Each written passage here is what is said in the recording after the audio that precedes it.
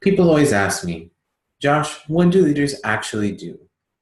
Maybe you're leading a team or you're in charge of a large organization or you're just trying to even lead your own life. What is it that leaders actually do? What are the major practices of leadership that we must enact on a continual basis to be able to have the amount of influence and impact we desire in our lives or in any role in which we're leading other people? The first for me is envision. Great leaders envision a compelling, different, and vibrant future than what is here. They have an alternative, clear view of what the world could be like tomorrow than it is today. They have a shared purpose. They believe that they and others would be compelled by, interested by, and inspired by, and what to work towards. And that's a big deal. You always read about in leadership, right, that you have to have a vision. It's biblical, right? Where there is no vision, people perish. We know that the power of having that vision. So you actually have to sit down, though, and actually do it.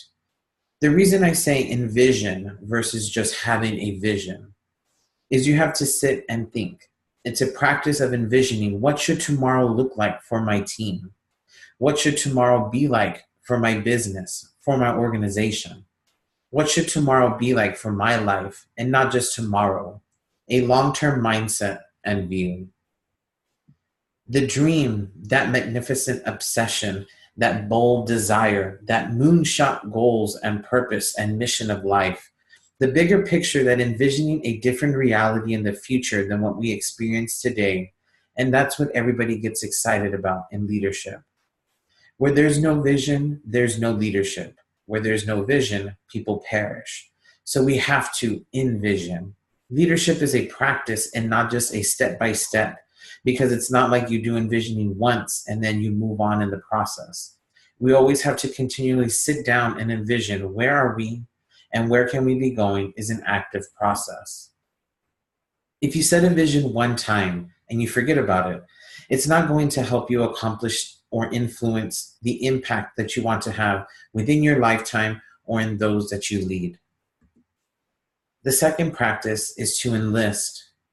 Are you developing this vision? It's not just your vision. You are enlisting other people to share their voices, their perspectives, their dreams, their desires for where you could be going.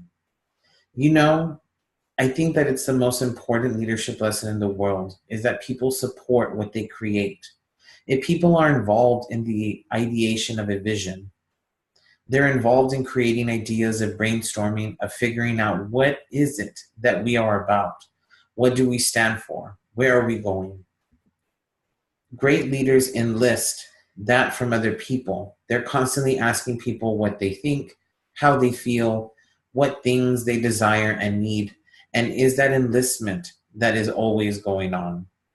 A great leader is always enlisting other people to believe in the dream, to shape the dream, to stay dedicated to their dream. It is an honest and authentic and a genuine desire to see other people involved in the process and to enjoy that process. It's so vital, that methodology of what you know. How do you get people involved in it? You're asking questions, you're paying attention to their needs, you're reflecting back to things that they're hearing, that you're hearing. You're always enlisting others to support and to build this vision, this ideal future together. The third thing that great leaders are always doing is embodying their message. They stand for something. There's a congruence between who they are, the behaviors that they're enacting in the world, how they treat people, what they're working towards, and what they say is important. It's integrity. It's a congruence between what we say we're after and how we are behaving. There's nothing more important, is there?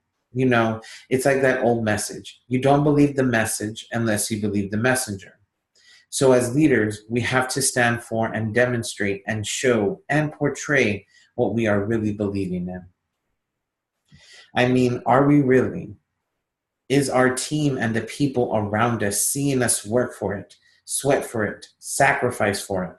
champion over and over and over again, even when it's hard, even when there's conflict, even when people are pissed, even when people want to quit?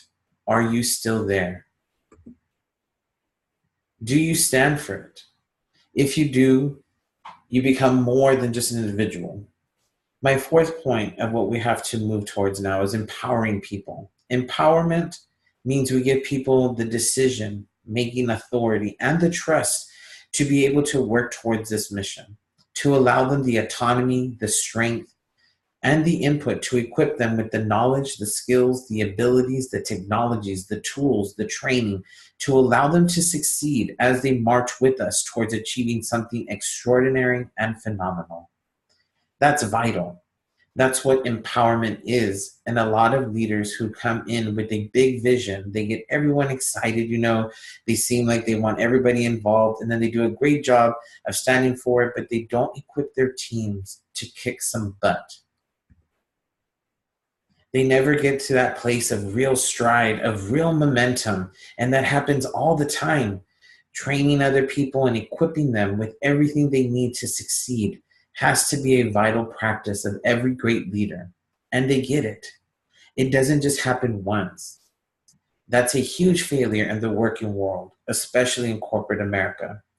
Great leaders come in, they nail the vision, they get people around it, they stand for something, but they only empower people at the beginning. They give some training and then they just kind of disappear. Training has to be consistent. Coaching needs to be consistent. Equipping people to deal with the new challenges, the new tools, new technologies, the new competitive realities.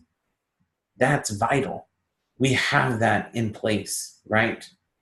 We've been doing this practice. We envision a better future. We enlist other people to help shape that vision, to believe in that vision, and to support that vision. We stand for something by embodying our own message. We empower other people to be able to support and to be able to win. Then we have to evaluate. The hardest thing that we have to do in all of leadership is to evaluate the key people who are with us, their contributions, evaluate their skills, evaluate their needs, and to evaluate the ethics that are going on in our organization and in our team. Are we being excellent? And are we being ethical? Are the questions that we're evaluating on, right? Are we being excellent and ethical as we are progressing? Which I guess would be the third question.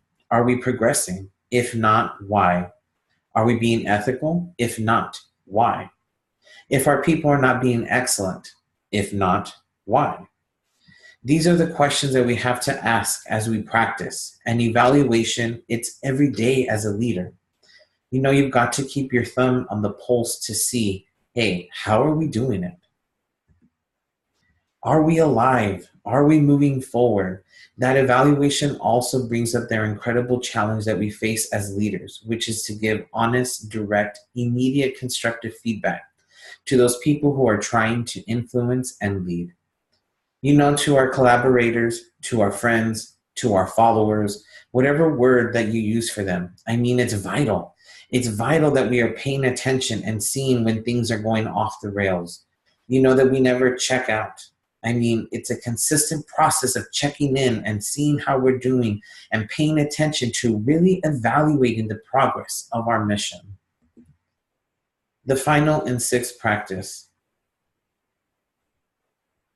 that thing that makes that magic and courage, to encourage, to be the champion, to be the cheerleader, to be the person always motivating, inspiring, uplifting people. A lot of leaders, they get their pet projects and they get excited about it and then they disappear. You need to encourage on a continual basis. You need to be the light and light people up. You need to have it in your heart and in your soul, that desire to want to lift people, to lift them up and to lift them off their butts and to get them excited about things, If you can't motivate them with your passion and your example, then what are we doing? You have to encourage people. When this gets hard, when you're working towards a mission, it gets hard. a longer term, the more people involved, the bigger the organization, the bigger the vision, the bigger the dream, the longer the duration to accomplish it. The more struggle, the more challenge, the more conflict, the more discord. The more disappointment, the more frustration, the more doubt, the more delay. All those things happen. Leaders have to deal with them. And the way they have to deal with it is always being that encouraging voice when the chips are down, when it looks mostly bleak. You're still that beam of light. When it gets dark, when it gets challenging, when there's conflict and turmoil and turbulent seas, you're solid.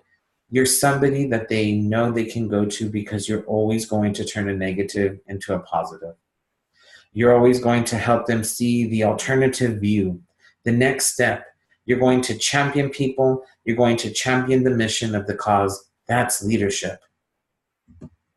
I'll say what overlays all of this is a philosophy about what we're doing. It's important to us that there's a purpose, there's a mission to it, that we feel that we deeply within us is so powerful, and we honor, we respect, and we love those who work with. Last thought. I never use the word, or I try to, maybe I used it in this video a little bit, but to give us a context, but I never try to use the word follower. People aren't following you. They're actively engaged.